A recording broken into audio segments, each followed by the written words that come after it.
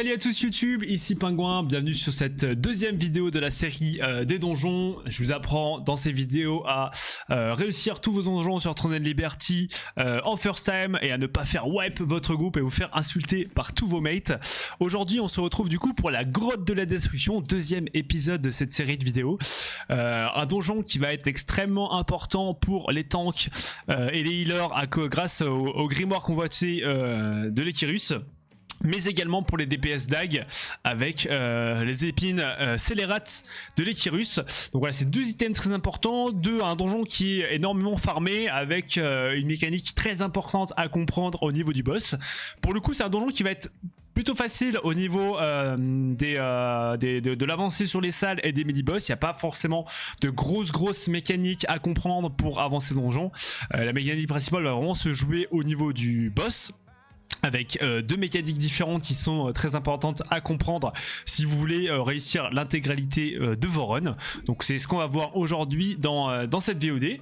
Et puis voilà, on est en live sur Twitch, donc si tu veux voir l'avancée, mon avancée sur Throne and Liberty et voir si tu as éventuellement d'autres questions à me poser, tu peux me rejoindre sur Twitch directement. Et on est en live tous les jours à partir de 14 h et je me ferai un grand plaisir de te répondre. Ok, on est parti du coup, on est avec du coup le groupe de guild. Ce que je vous conseille principalement, voilà, c'est de faire ça. Généralement les donjons, c'est mieux de les faire avec des groupes que vous avez soit dans votre guild, soit sur Discord. Ça vous permet de pouvoir vraiment vous concentrer sur une stratégie et c'est la meilleure façon pour vous de réussir vos donjons le plus rapidement possible. Donc là on est dans la première zone. Quand vous allez arriver dans le donjon, du coup vous allez arriver juste ici. Il suffira de prendre le petit grappin pour arriver sur la première zone. Ici rien de compliqué, dans les premières salles il suffira de tuer les fourmis, mettre un maximum de DPS sur elles. Quand vous êtes tank, n'hésitez pas à les paquer pour faire en sorte que vos DPS puissent les tuer le plus rapidement possible.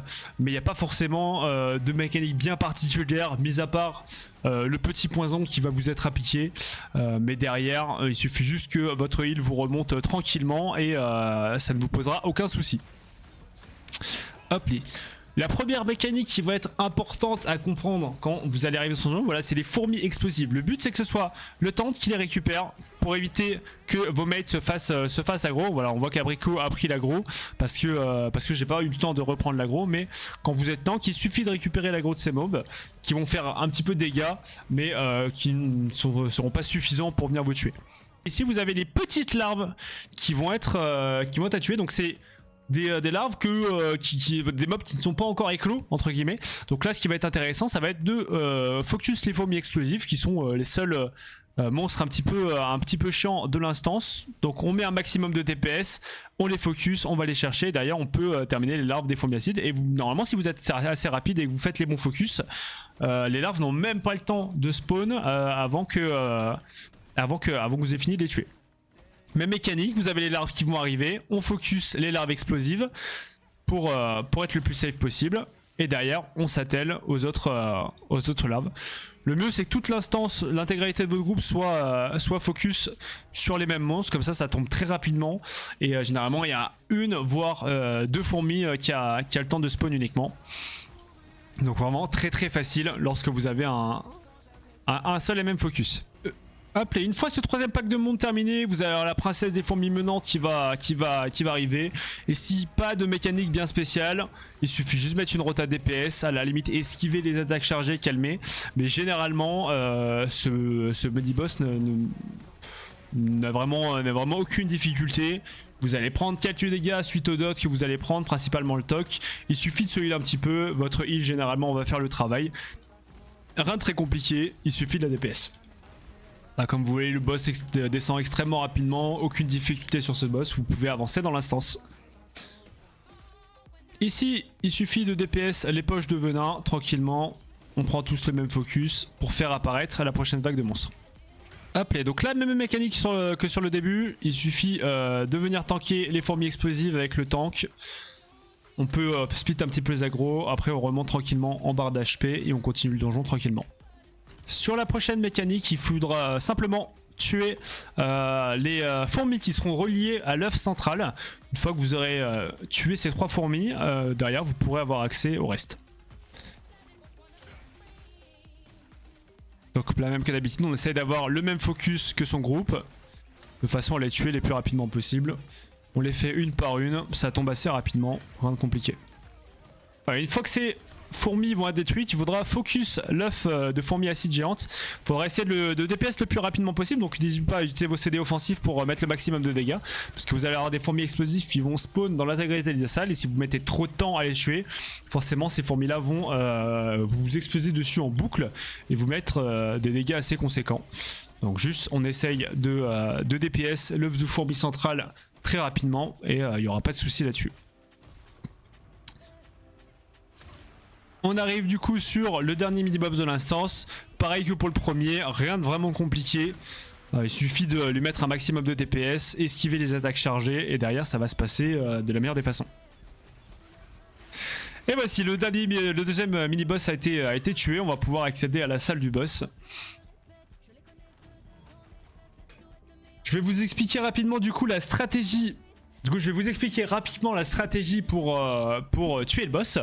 Du coup, ici, va falloir vraiment faire attention à une mécanique principale qui va être le cri de la fourmi. Si vous ne faites pas la mécanique correctement, la fourmi peut simplement vous one-shot, tout simplement. Donc ça va être vraiment très très important à comprendre. C'est une mécanique qui, quand elle est comprise, est assez facile à mettre en place pour le coup.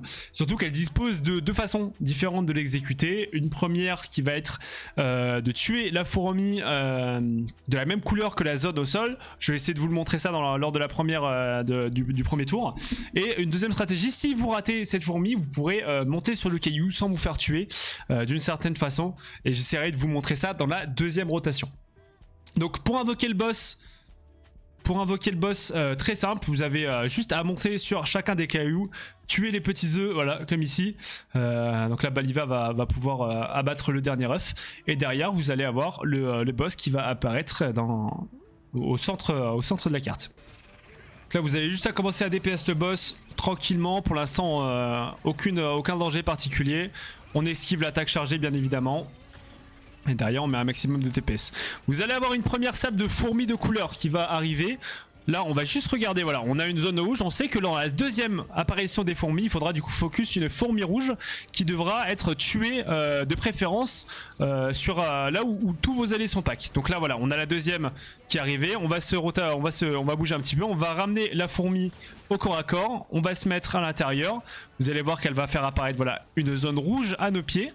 Et au moment où la fourmi va lancer sa mécanique, on aura juste à courir au niveau de la zone rouge qui est juste derrière nous pour pouvoir mettre à bien la stratégie et ne pas mourir sur la mécanique. Vous allez voir, c'est très très facile. Elle va se mettre à crier, il va y avoir une phrase qui va apparaître au-dessus de ta tête. C'est à partir de ce moment-là, voilà, juste ici, qu'il faudra courir sur le caillou, tout simplement, qui va monter et après aller tuer la fourmi qui va apparaître sur un des trois cailloux. Là, vous allez voir, elle va crier, on va être projeté en l'air. Et on va pouvoir voler jusqu'au caillou où se situe la fourmi. Ici rien de compliqué, vous allez prendre pas mal de dégâts de dots, il faut tuer la fourmi le plus rapidement possible. N'hésitez pas éventuellement à mettre des shields ou des heals au niveau de vos alliés si vous voyez qu'ils descendent un peu trop en HP. Et là on peut retourner sur le boss tranquillement, on met une petite zone de heal pour remonter tout le monde. Et on continue à taper tranquillement en répétant cette mécanique jusqu'à la fin du boss. Qui va du coup apparaître juste ici. Donc voilà, le tank se décale, on se tague tous dessus, on met un maximum de DPS sur la fourmi parasitante bleue, on reste dans la zone, on récupère le boost, et derrière on peut continuer à DPS le boss en toute sécurité. On essaye aussi de se décaler un petit peu au niveau de la zone bleue. Une fois qu'elle fait, son attaque, on va simplement courir jusqu'à cette zone pour répéter la mécanique que je vous ai expliquée au préalable. Tout le monde court vers la zone. On va pouvoir monter sur le caillou. Et derrière, on va pouvoir aller tuer l'araignée qui va du coup spawn en face de nous. En face de nous.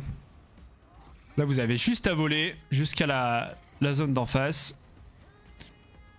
On apparaît sur le caillou et on remet une zone de DPS. On utilise des boucliers et des heals pour éviter que le dot fasse trop de dégâts. Et on tabasse la fourmi jusqu'à ce qu'elle crève. Donc là on va devoir faire face à la deuxième mécanique principale du boss. Mécanique qu'on a du coup vu sur le premier boss, on va être sur la mécanique du coup des vers. Il va falloir très attention, ça va être au healer du coup et un DPS du boss de venir récupérer les larves oranges sur vos alliés. Ils vont se décaler, hop, on se refile les larves, hop, et du coup ils vont devoir se reculer pour pas prendre le... pour se faire monter en l'air, voilà. Et normalement, si vous n'avez plus la larve sur vous, vous allez pouvoir continuer à taper le boss sans être inquiété. Ouais. Là sur cette prochaine rotation on ne va pas tuer la fourmi pour vous montrer si vous ratez du coup cette mécanique, comment on peut faire pour survivre au cri de la fourmi sans avoir pris la fourmi adéquate. Donc là on va tuer aucune fourmi sur aucune des apparitions et on va juste se contenter de DPS le boss un maximum. Donc là comme vous voyez on a raté la fourmi utilise son spell et là on va juste courir sur un caillou. On va monter sur la rampe et au moment où l'œuf va éclore on va pouvoir monter sur le haut. Et du coup on va pas prendre de dégâts de là-haut. Donc ça c'est vraiment la stratégie si jamais vous vous ratez au niveau de la fourmi de couleur. Si vous n'arrivez pas à la récupérer, il suffit juste d'adopter cette stratégie et derrière vous êtes safe. Certains utilisent cette stratégie en permanence, ils n'utilisent même pas la fourmi. Je vous conseille quand même de tuer la fourmi parce qu'elle va vous apporter un buff de défense et un buff de DPS qui peut vous être très utile pour tuer le boss plus rapidement. Et là comme pour la première vidéo, vous pouvez voir que... tous les membres sont en vie, personne n'est mort. Si vous suivez la stratégie à la lettre, tout va très bien se passer et vous allez pouvoir DPS le boss et terminer le boss très rapidement. Donc voilà, vous voyez qu'on n'a pas fait la fourmi. On va juste aller sur le caillou. Hop là. Ouais. Et l'équipe a tué la fourmi avant la mécanique. Donc tout va bien. Et voici, du coup, on arrive du coup à la fin de ce donjon. Vous avez du coup maintenant toutes les informations nécessaires pour pouvoir passer la crotte de la destruction en toute sécurité et avec la meilleure stratégie. Comme pour la première vidéo, n'hésite pas à t'abonner, à laisser un petit pouce bleu si t'as vu la vidéo t'a plu. Et puis pareil, à la partager à ton meilleur pote qui fait wipe l'intégralité des instances.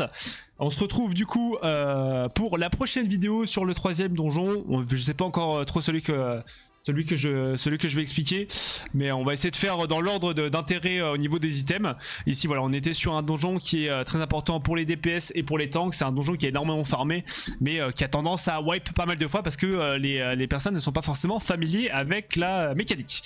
Voilà, j'espère que cette vidéo vous a plu. Je vous souhaite une bonne journée, une bonne soirée. On se retrouve du coup très vite pour la suite de cette série de vidéos. Je vous remercie d'avoir visionné et passez une excellente soirée. Ciao ciao.